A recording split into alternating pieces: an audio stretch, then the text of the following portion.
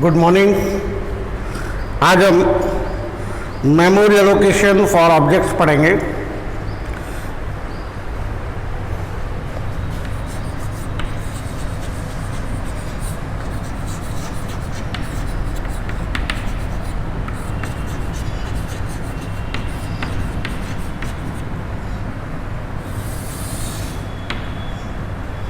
जब हम सी का प्रोग्राम C++ का प्रोग्राम लिखते हैं और क्लास की डेफिनेशन दे देते हैं तो क्लास के नाम को यूज़ करके हम ऑब्जेक्ट क्रिएट करते हैं। पहले की कक्षाओं में ये बताया गया था कि जब भी हम ऑब्जेक्ट क्रिएट करते हैं तो ऑब्जेक्ट के लिए मेमोरी में स्पेस ऑक्यूपाई किया जाता है और उस सेपरेट स्पेस में ऑब्जेक्ट के data members as well as member functions दोनों को स्पेस दिया जाता है। But this statement is partially true. How come? कि जब हम क्लास को डिक्लेयर करते हैं, डिफाइन करते हैं, तो जो क्लास के मेंबर फंक्शंस है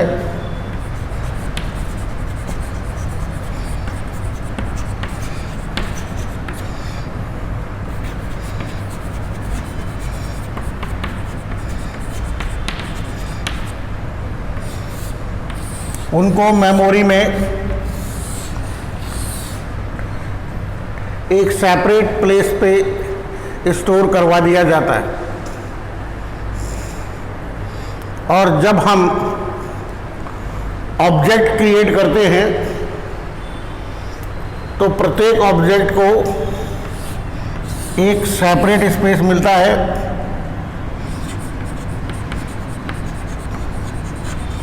ताकि उस ऑब्जेक्ट के लिए उनके डेटा मेंबर्स को मेमोरी में स्पेस मिल सके।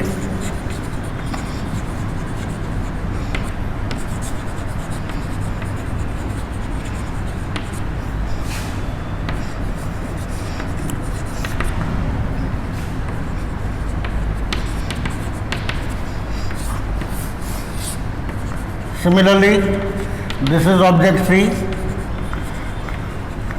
data member 1, data member 2. Now this is very clear picture here कि only the data members of the particular class उनके मेंबर्स की वैल्यू को स्टोर करने के लिए एक सेपरेट स्पेस दिया जाता है ऑब्जेक्ट के लिए। जैसे ऑब्जेक्ट 1 क्रिएट किया तो ऑफ कोर्स डेटा मेंबर 1 और data member 2 are the data members of a particular class जिसका कि ऑब्जेक्ट है, तो इसको एक सेपरेट स्पेस मिल गया। इसी प्रकार से जब आपने ऑब्जेक्ट 2 क्रिएट किया तो ऑब्जेक्ट 2 के लिए भी एक सेपरेट स्पेस मिला ताकि इसके लिए भी वही डेटा मेंबर्स होंगे, ऑब्जेक्ट 3 के लिए भी वही डेटा मेंबर्स होंगे, तो तीनों के लिए सेपरेट स्पेस है। मेंबर्स सेम है बट स्पेस इज सेपरेट। तो यहाँ डेटा मेंबर 1 की वैल्यू कुछ और हो सकती है, डेटा मेंबर 2 की कुछ और हो सकती है, या कुछ और, या कुछ और, ये कुछ और, ये कुछ और।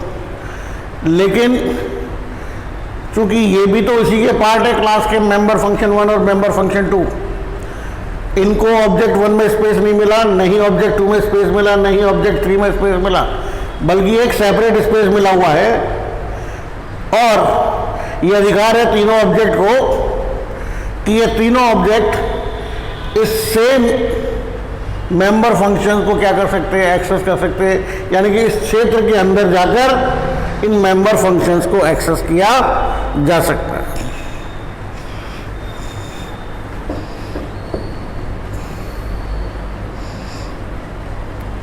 only space for member variables is allocated separately for each object. Separate memory locations for the objects are essential because the member variables will hold different data values for different objects. केवल member variables को ही separate space मिलना चाहिए क्योंकि ये different values hold करेंगे। Member function तो code है, इसका काम तो सेम है, इसलिए इनको इंडिविजुअली ऑब्जेक्ट्स पे स्पेस नहीं दिया जाएगा बल्कि एक कॉमन स्पेस दिया जाएगा ताकि वहां से नंबर ऑफ ऑब्जेक्ट्स इनको एक्सेस कर सके। इट्स क्लियर नाउ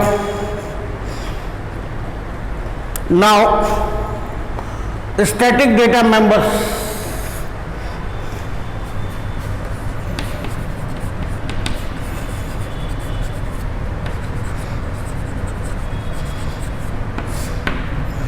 इसके नाम से पता चल रहा है कि जिन डेटा मेंबर्स को हम स्टैटिक रिजर्व वर्ड के साथ क्वालिफाई करते हैं वो data members static data members कहलाते हैं। जैसा कि मैं सी में भी किया था कि कुछ वेरिएबल्स को डिक्लेयर करते समय हम स्टैटिक रिजर्व वर्ड का प्रयोग करते हैं तो वो स्टैटिक वेरिएबल्स कहलाते हैं। तो वो जो प्रॉपर्टी उस स्टैटिक वर्ड के लगाने से उस वेरिएबल में आ जाती है, the same thing is here. यानी कि स्टैटिक मेंबर वेरिएबल है certain special characteristics. Number 1, it is initialized 0 when the first object of its class is created. जब हम मान लीजिए किसी क्लास के अंदर कोई डेटा मेंबर स्टैटिक है, क्लियर, और जब हम उस क्लास का पहला ऑब्जेक्ट क्रिएट करते हैं तो स्टैटिक डेटा मेंबर की इनिशियल वैल्यू क्या असाइन हो जाती है, 0 हो जाती है। यानी कि उस स्टैटिक डेटा मेंबर को ऑब्जेक्ट में जैसी जगह मिलेगी उस जगह पे उस वेरिएबल की इनिशियल वैल्यू क्या सेट हो जाएगी, 0।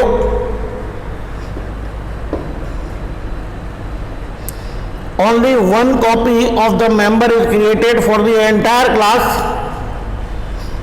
And it is shared by all the objects of that class no matter how many objects are created. एक दूसरी कैरेक्टरिस्टिक्स और डेवलप हो गई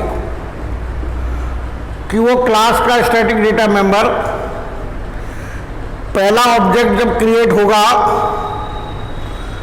तब उस स्टैटिक डेटा मेंबर के लिए स्पेस ऑक्यूपाई कर लिया जाएगा, उसकी इनिशियल वैल्यू 0 सेट होगी और कोई दूसरी वैल्यू इनिशियलाइज नहीं हो सकती, और उसके बाद जितने भी अदर ऑब्जेक्ट्स क्रिएट होंगे सेम क्लास के उन सभी में उस पर्टिकुलर स्टैटिक डेटा मेंबर को जगह नहीं दी जाएगी क्योंकि वो सभी ऑब्जेक्ट पहले ऑब्जेक्ट के लिए जो जगह दी गई थी स्टैटिक डेटा मेंबर को वो वैल्यू को एक्सेस किया जा सकता है। यानी कि it is shareable by all the objects which are created after the first object.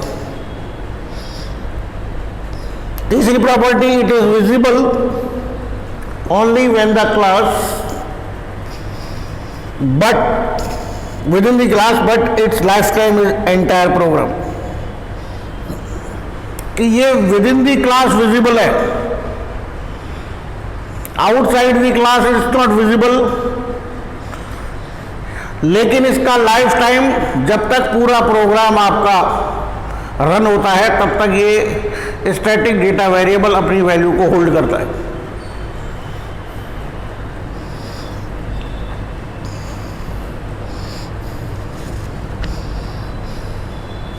इसका अपन एक एग्जांपल देख सकते हैं।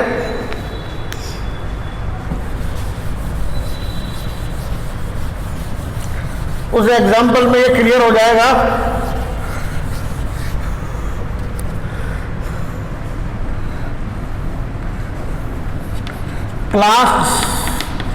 क्लास का नाम आइटम ब्रेस ओपन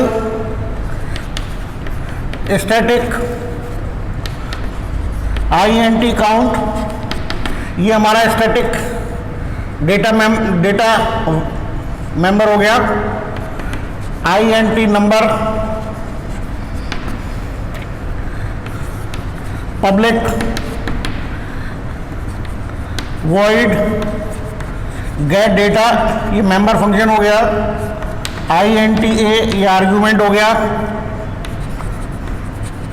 नंबर बराबर A, ये वैल्यू उसको असाइन करवा दी। और काउंट प्लस प्लस, यानी कि स्टैटिक डेटा मेंबर को और नॉन स्टैटिक डेटा मेंबर को दोनों को इसने एक्सेस किया है, क्योंकि ये इसी क्लास का मेंबर फंक्शन है। इसी प्रकार से वॉइड पुट डेटा, वॉइड सी out less than double quote में काउंट,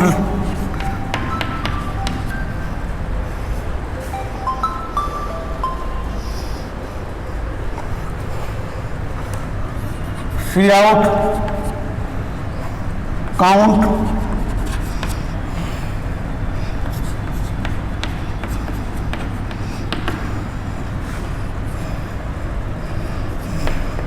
ये हमारी क्लास की डेफिनेशन थी। अब INT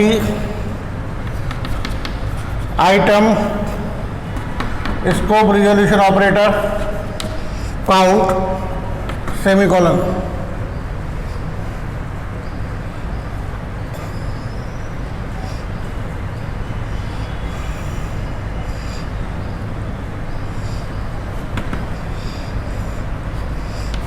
INT main function,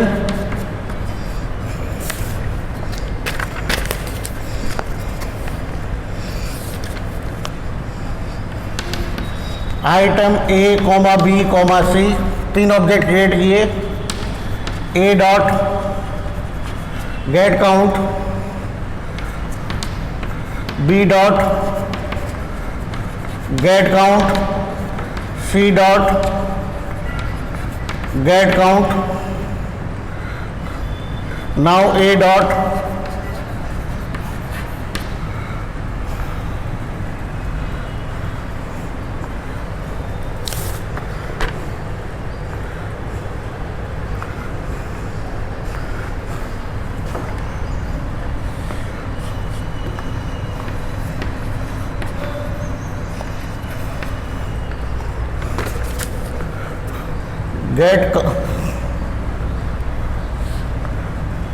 gate data 100, B dot get data 200, C dot get data 300, C out less than after reading data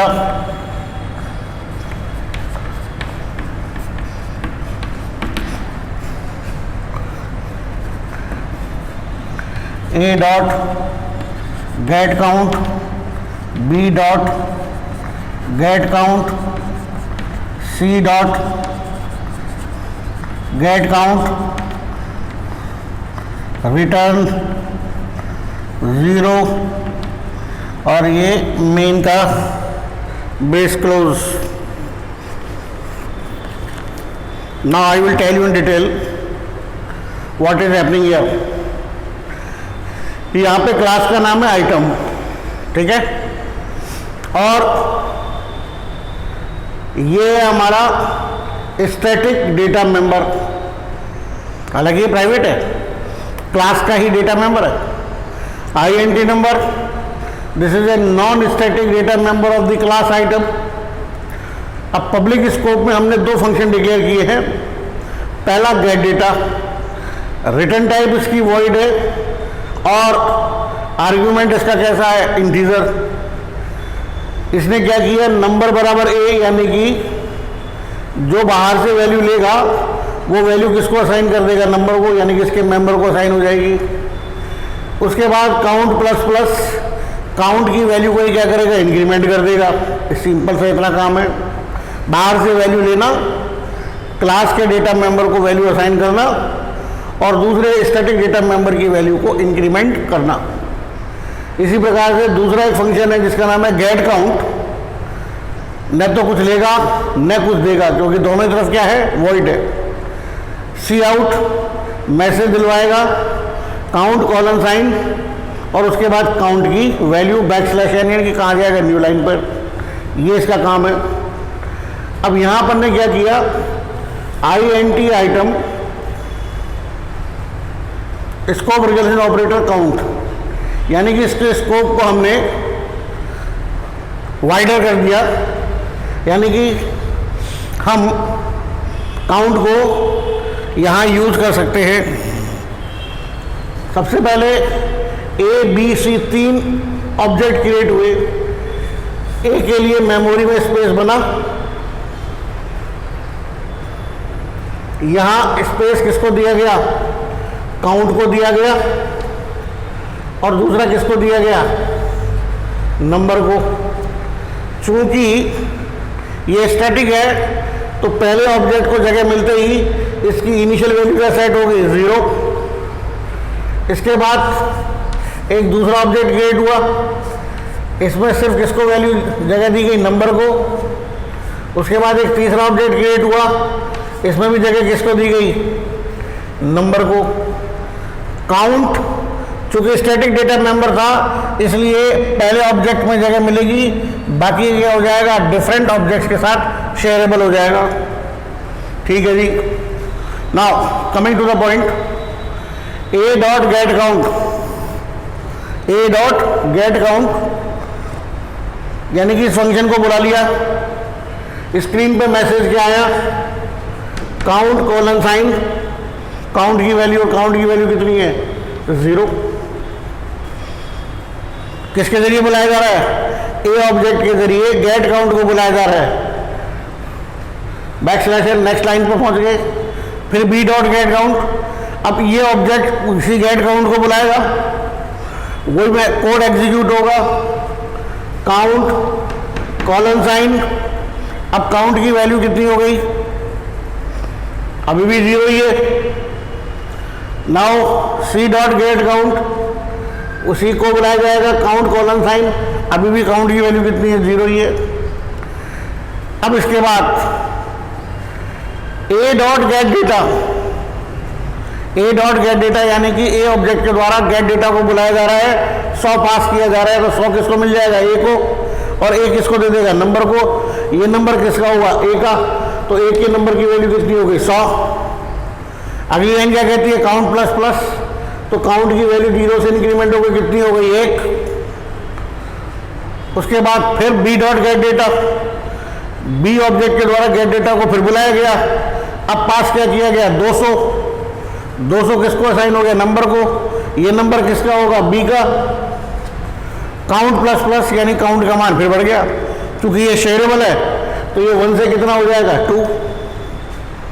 इसके बाद C dot get data 300, यानी कि C ने फिर गेट डेटा को बुलाया, फिर आएगा जाएगा क्या है, 300। A को क्या मिल जाएगा, 300। 300 किसको असाइन हो जाएगा, नंबर को। ये नंबर किसका है, C का, तो ये नंबर की वैल्यू कितनी होगी, 300। उसके बाद काउंट प्लस प्लस, वही शेयरेबल है तो 2 से कितनी हो गई, 3। उसके बाद मैसेज आएगा, आफ्टर रीडिंग डेटा, नई लाइन पर गई है। A dot get count, A के जरिए गेट काउंट को बुलाया, काउंट कॉलन साइन, काउंट की वैल्यू कितनी है, 3। इसी प्रकार से B, काउंट की वैल्यू कितनी है, 3। इसी प्रकार से C ने बुलाया, काउंट की वैल्यू कितनी है, 3। तो देख लीजिए कि यहाँ पे स्कोप तो किस तक सीमित रहा, क्लास तक ही सीमित रहा, यानी कि उसी क्लास के मेंबर फंक्शन के द्वारा इसे एक्सेस किया जा सकता है। लेकिन काउंट की वैल्यू बनी कब तक रहेगी, जब तक कि पूरा प्रोग्राम एग्जीक्यूट नहीं हो जाता। और किस तरह से ये वैल्यू को शेयर किया गया ये भी आपके समझ में आ गया होगा।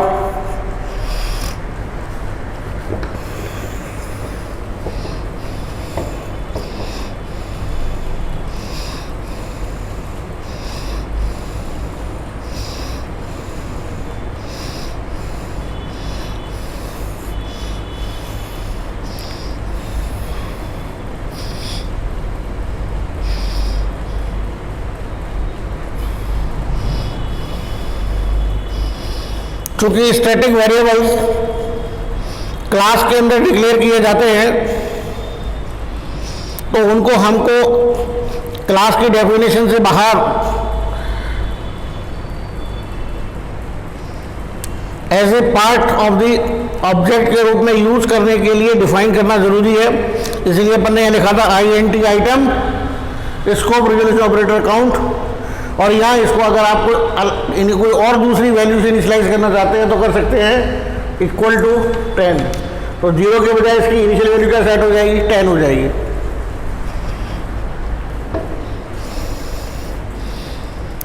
अब बात होती है कि क्या हम स्टैटिक डेटा मेंबर के बराबर या उन जैसे मेंबर फंक्शन को भी डिक्लेयर किया जा सकता है। Yes, like static member variable we can also have static member functions. A member function that is declared static has the following properties. Number 1, a static function can have access to only other static members, चाहे वो functions हो या variables हो, declared in the same class। कहने का मतलब है कि आपका कोई भी फंक्शन जो स्टैटिक है वो सिर्फ स्टैटिक मेंबर को ही एक्सेस करेगा, चाहे वह मेंबर उस क्लास का स्टैटिक डेटा मेंबर हो या स्टैटिक मेंबर फंक्शन हो। इसके अलावा किसी नॉन स्टैटिक मेंबर को एक्सेस नहीं कर सकता। A static member function can be called using the class name instead of objects as follows। दूसरी बात ध्यान में रखने की है कि हम मेंबर फंक्शंस को नॉर्मली उस क्लास के ऑब्जेक्ट के माध्यम से एक्सेस करते हैं, लेकिन यहाँ पर हम उस स्टैटिक मेंबर फंक्शन को क्लास के नाम के साथ, यानी कि क्लास का नाम स्कोप रिजोल्यूशन ऑपरेटर और स्टैटिक मेंबर फंक्शन का नाम सेमीकोलन, इस सिंटैक्स के अनुसार हम क्या करेंगे, उसे एक्सेस करेंगे।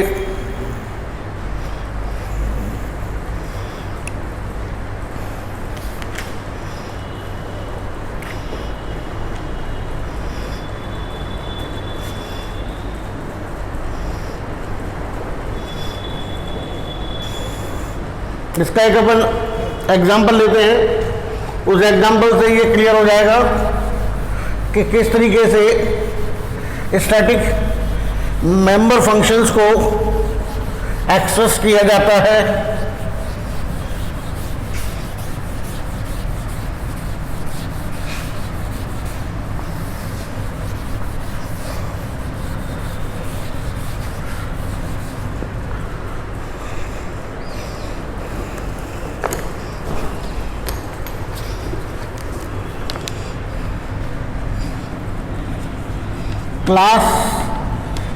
क्लास का नाम test,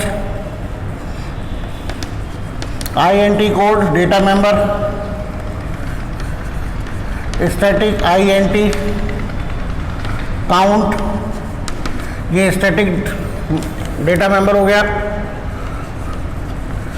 public void set code void code बराबर plus plus count brace close. इसी प्रकार से वॉइड शो कोड वॉइड सी out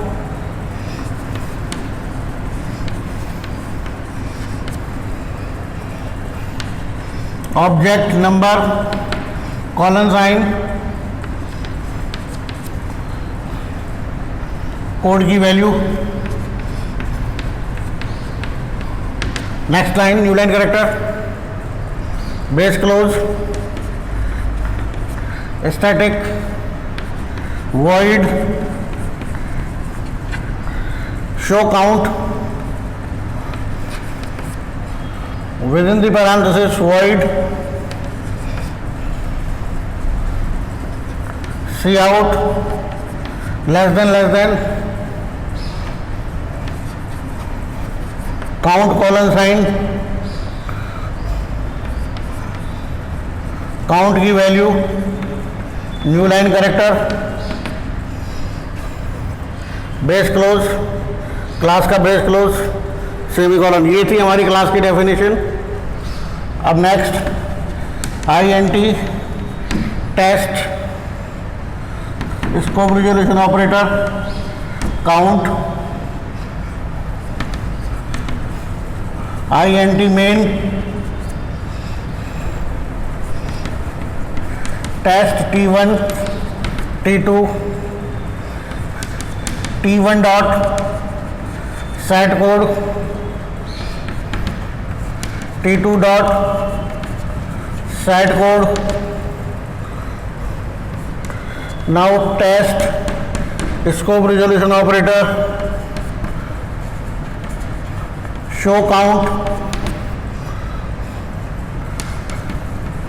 test T3 dot set code. Now test scope resolution operator show count T1 dot show code T2 dot show code T3 dot show code return 0 और main function close. Now see here class का नाम है test INT code data member of the class of course it is a private data member. उसके बाद static INT count it is a private static data member. Public में दो functions हैं, दो नहीं बल्कि तीन है। एक है सेट कोड जो कि कुछ नहीं ले रहा है न कुछ दे रहा है। ये क्या कर रहा है कि काउंट डेटा मेंबर की वैल्यू को एक्सेस कर रहा है और ये वैल्यू कोड को दी जा रही है। तो दोनों ही इस क्लास के डेटा मेंबर है और ये मेंबर फंक्शन भी इसी क्लास का है, इसलिए इसको अधिकार है कि अपनी क्लास के दोनों डेटा मेंबर को ये direct by its name access कर सके। अगला फंक्शन है शो कोड। ये क्या कर रहा है, स्क्रीन पे मैसेज देगा ऑब्जेक्ट नंबर कॉलन साइन और कोड की वैल्यू। इसी प्रकार से स्टैटिक वॉइड शो काउंट, ये मेंबर फंक्शन को अपन ने क्या बना दिया, स्टैटिक मेंबर फंक्शन।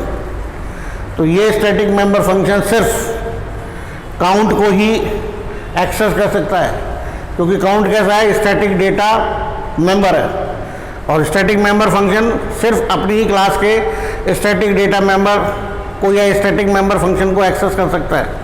जो इसने किया है यहाँ पे काउंट कॉलन साइन, स्क्रीन पे मैसेज आएगा और काउंट की वैल्यू आएगी। तो ये हमारी क्लास हो गई। Now coming to next point, INT test scope resolution operator count. तो यहाँ पे आपने काउंट को क्या किया, डिफाइन कर दिया क्लास के साथ। यहाँ पे पहचान लो ये काउंट कैसा है, टेस्ट का स्टैटिक डेटा मेंबर है। अब मेन के अंदर अपन घुसे, टेस्ट T1 T2, T1 और T2 दो ऑब्जेक्ट क्रिएट हुए टेस्ट क्लास के। पहला जब T1 क्रिएट हुआ तो कोड को भी जगह मिली एज वेल एज किसको जगह मिली, काउंट को भी जगह मिल गई। क्लियर, इसकी इनिशियल वैल्यू क्या सेट हो गई काउंट की 0। अब T2 को जगह मिली इसमें भी कोड को जगह मिल गई, काउंट को एक्सेस यहीं से कर देगा।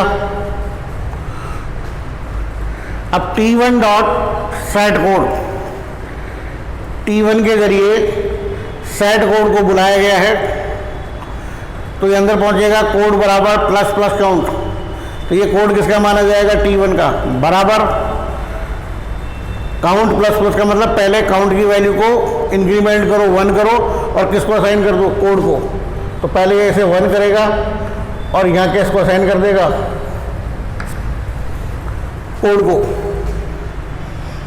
अब T2 डॉट सेट कोड, अब T2 के जरिए सेट कोड को बुलाया, तो ये कोड किसका है? T2 का। काउंट वही चलेगा, शेयर होगा। तो पहले काउंट की वैल्यू इंक्रीमेंट होगी, कितनी हो जाएगी? 2, और यह कोड की वैल्यू कितनी सेट हो जाएगी? 2। नाउ यहाँ पे क्या किया गया है? शो काउंट, जो कि क्लास का क्या है? जो कि क्लास का स्टैटिक मेंबर फंक्शन है। स्टैटिक मेंबर फंक्शन को क्लास के नाम के साथ ही एक्सेस किया जाता है, न कि उसकी ऑब्जेक्ट के जरिए। तो शो काउंट एग्जीक्यूट हो गया। शो काउंट एग्जीक्यूट होते ही स्क्रीन पे मैसेज आया काउंट कॉलन साइन, काउंट की वैल्यू कितनी है? 2। क्लियर। इसके बाद टेस्ट T3 को मेमोरी में जगह दी गई। क्लियर। उसके बाद T3 डॉट सेट कोड वापस बुलाया गया। काउंट की वैल्यू कितनी होगी? 3, और यहाँ पे इसकी वैल्यू, कोड की वैल्यू कितनी होगी? 3। अब इसके बाद test scope region operator show count, यानी कि एक बार फिर वापस से स्टैटिक मेंबर फंक्शन को कॉल किया गया, वो एग्जीक्यूट होगा। स्क्रीन पे मैसेज आएगा काउंट कॉलन साइन, और काउंट की वैल्यू कितनी है? काउंट की वैल्यू यहाँ पे 3। अब इसके बाद T1 dot show code, T1 के जरिए शो कोड को बुलाया जा रहा है। Object number colon sign, T1 के कोड की वैल्यू कितनी है? 1। T2 dot show code, object number T2 के कोड की वैल्यू कितनी है? 2। T3 dot show code, object number colon sign, code की वैल्यू कितनी है? 3। तो इस तरह से आप देख सकते हैं कि हम किस प्रकार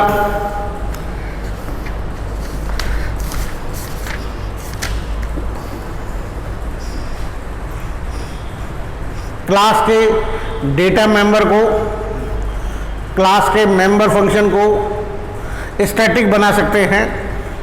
और स्टैटिक बनाने का क्या इफेक्ट होता है ये भी आपको समझा दिया गया है कि हमेशा ध्यान रखें कि डेटा मेंबर को, नॉर्मल डेटा मेंबर होता है तो हर ऑब्जेक्ट में उसको जगह मिलती है, लेकिन अगर वो स्टैटिक है तो जो पहला ऑब्जेक्ट क्रिएट होगा उसी में जगह मिलेगी। बाकी दूसरे ऑब्जेक्ट्स उस प्राइवेट डेटा मेंबर को जो कि स्टैटिक है उसको एक्सेस कर सकते हैं, शेयर कर सकते हैं। ठीक है, इस चीज़ को आप रिवाइज करें। कल हम आगे पढ़ेंगे, फिर उसके अंदर और क्लासेस के बारे में जानेंगे, क्योंकि क्लास एक ऐसा इम्पोर्टेंट चैप्टर है या फीचर है C++OOP का कि उसको एक बार अपन जान लें पूरी तरीके से, तो उसके बाद फर्दर प्रोग्रामिंग हमारे लिए आसान हो जाती है, क्योंकि जितने भी प्रोग्राम बनेंगे वो क्लास को यूज़ करके ही बनेंगे। टिल देन आप इसे रिवाइज करें। Thank you.